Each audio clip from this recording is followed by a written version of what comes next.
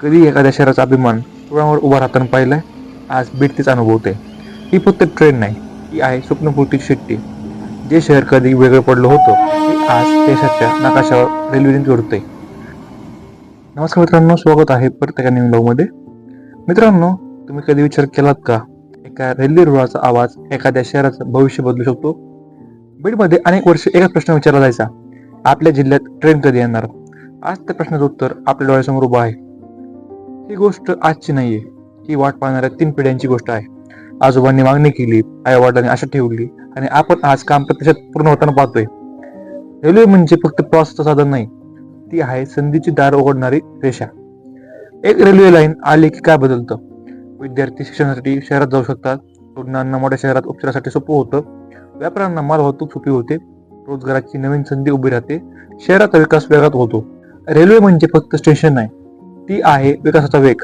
आपल्या बीडचा मार्ग आहे अहिल्यानगर बीड परळी, ऐकून 261 किलोमीटर, त्यातील 166 किलोमीटर सेक्शन पूर्ण होऊन सेवा चालूही झालेली आहे.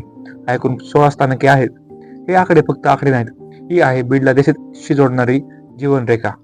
बीड स्टेशन म्हणजे आता फक्त इमारत नाही, पिण्याचे पाणी, बसण्याची व्यवस्था, ticket counter, waiting area, parking आणि सर्वात मोठी गोष्ट म्हणजे अंडरग्राऊंड वॉकिंग पाथवे, म्हणजे सुरक्षा आणि आधुनिक सुविधा.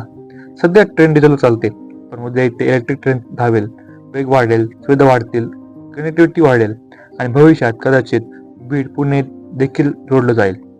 बीड पुणे जोडल्याच्या नंतर अनेक संधी भेटतील. कधी एखाद्या शहराचा अभिमान डोळ्यावर उभा राहताना पाहिलाय?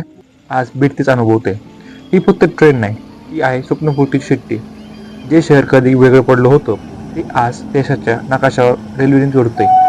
आणि कदाचित काही वर्षांनी लोक म्हणतील, बीड बदलायला सुरुवात झाली ती फक्त रेल्वेमुळे. मित्रांनो, हा होता बीडचा रेल्वे प्रवास, स्वप्नापासून वास्तवापर्यंत. अशाच नवनवीन व्हिडिओसाठी चॅनल सबस्क्राईब करा. व्हिडिओ आवडला असेल तर लाईक करा, शेअर करा. परत भेटूयात नवीन व्हिडिओमध्ये. तोवर जय हिंद, जय महाराष्ट्र.